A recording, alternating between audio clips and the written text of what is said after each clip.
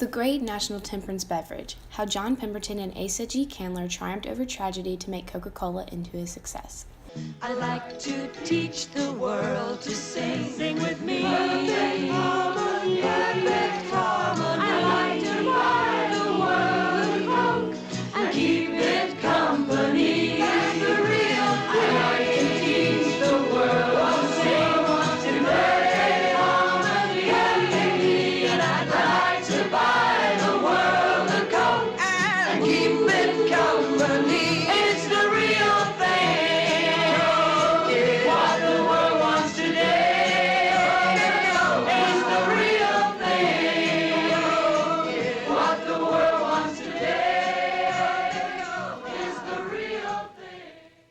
Nowadays, Coca-Cola is a worldwide phenomenon that everyone around the world enjoys. Back in 1958, the Times Recorder ran an ad that said Coca-Cola's purity and wholesomeness have made it the friendly ambassador of American ethics, goodwill, and dependability around the world. According to its clever marketers at Coca-Cola, it is so tailored to people's taste buds that no one could get enough of it. Nowadays, more than 1.9 billion servings of Coke are enjoyed in more than 200 countries each day.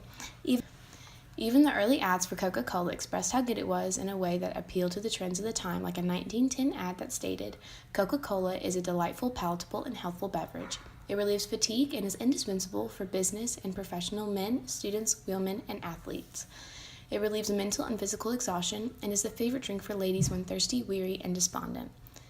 In its most early years, the clever marketers for this drink claimed in 1885 in a newspaper ad in the Baltimore Sun that it cured and prevented mental and physical depression, loss of memory, insomnia, loss of appetite, emaciation, dyspepsia, female weakness, sexual debility, kidney diseases, neuralgia, sick headache, general nervous stability, and muscular relaxation. But just as is true of any product, the actual science points to a lot of negative effects for the drink. Coca-Cola's real wizardry is both in its chemical composition and in its clever marketing, and this goes all the way back to its founder, John Pemberton, who came up with the formula, and its great marketer, Asa Candler. Even though Coca-Cola was born out of the struggle of the founder, John Pemberton, against his own tragic opioid addiction, his successor, Asa Candler, would eventually triumph through clever marketing strategies in making Coca-Cola one of the most profitable companies in history, and yet it has partially been responsible for a tragic new epidemic of diabetes, high blood pressure, and heart problems. In its early years, Coca-Cola didn't look like it was going anywhere because its founder and his son seemed destined for a tragic end along with their product. Born in Knoxville, Georgia in 1831, Dr. John S. Pemberton did not know that he would create a world-changing product.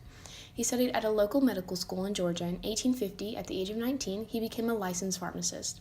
3 years later, he married Anna Eliza Clifford, and they had a son in 1854 named Charlie.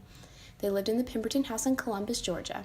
During the American Civil War, Pemberton served in the 3rd Cavalry Battalion of the Georgia State Guard, where he rose to the rank of lieutenant colonel. In April 1865, he sustained a wound to the chest in the Battle of Columbus. As a result, he ended up getting addicted to the morphine that was used by Army surgeons to ease his pain that he would carry with him for the rest of his life. Soon after the war, in 1866, he began looking for a cure for his morphine addiction by experimenting with painkillers to find ones that would serve as a morphine-free alternative and battle the tragic opioid addiction he had gained from his service in the war. According to historian Richard Filoni, in 1886, Atlanta passed prohibition laws that forced beverage manufacturers to produce non-alcoholic versions of their drinks. This was due to the influence of the temperance movement that was led by Christian progressives seeking to end the bad influence they believed alcohol had on families. It was at this point that Pemberton began to experiment with Coca and Coca wines, sending his tonics and formulas to a local pharmacy to be sold to the public. By the end of the year, Pemberton had a taste that customers loved. It originally contained a form of cocaine, which is a substitute for both morphine and alcohol, but in 1903, the equally dangerous ingredient of cocaine was removed from the formula.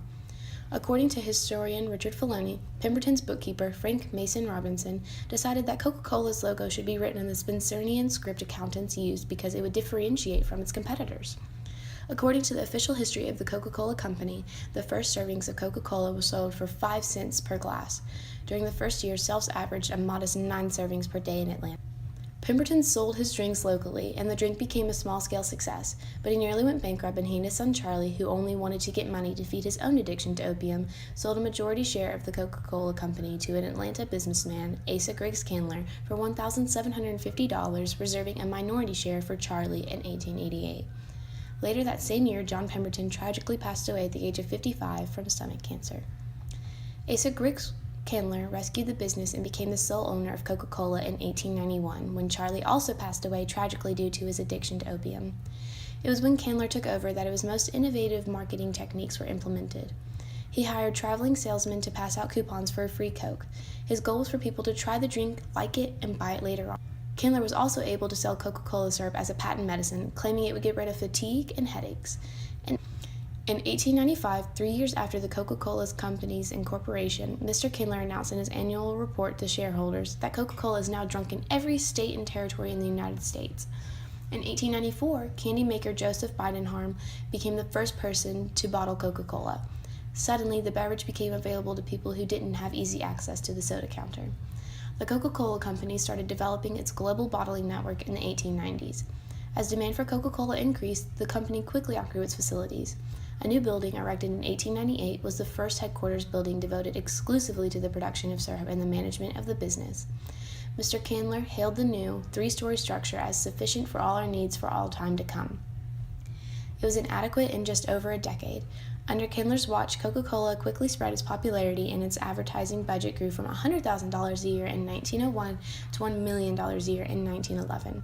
The Coca-Cola name was plastered on everything: calendars, clocks, fans, and even urns. Pharmacists selling the drink were given apothecary scales emblazoned with the name. A team of traveling Coca-Cola syrup salesmen was sent out to ensure the pharmacists were mixing the beverage correctly with carbonated water and that their stores were properly adorned with Coca-Cola logos and signs. Candler even contracted actress and singer Hilda Clark to be the face of Coca-Cola, initiating one of the first ever celebrity endorsements. Eventually, the more dangerous ingredients were replaced with very high levels of sugar, which was very addictive in its own way. Today, Coca-Cola is one of the most well-known brands in the world. The company sells more than 1.3 billion drinks every day in 200 countries worldwide. For all of the clever advertising to the contrary, scientific research has established that Coca-Cola is actually detrimental to a person's health. Sugary drinks are considered a major contributor to health conditions such as obesity, type 2 diabetes, and tooth decay. According to the Centers for Disease Control and Prevention, around half of the U.S. population drink sugary beverages on any given day. The consumption of soft drinks are statistically the highest among teenagers and young adults. There are approximately 10 teaspoons of added sugar in a single can of Coca-Cola. The World Health Organization recommends consuming no more than 6 teaspoons of added sugar daily, meaning drinking just 1 can of Coca-Cola a day could take a person well above these guidelines. As such, it is no surprise that sugary drink consumption is associated with an array of bad health conditions. According to the Harvard Public School of Health, people who drink 1 to 2 cans of sugary beverages daily are 26% more likely to develop type 2 diabetes. Medical News Today reported on a study claiming 184,000 global deaths each year are down to sugary drink consumption. An infographic created by British pharmacist Nurray Naik, based on research by health writer Wade Meredith, shows the damage a 330 milliliter can of Coca-Cola can do to the body within 1 hour of consumption. Coca-Cola is comparable to heroin in how it stimulates the brain's reward and pleasure sensor. According to Naik, the intense sweetness of Coca-Cola as a result of its high sugar content should make us vomit as soon as it enters the body.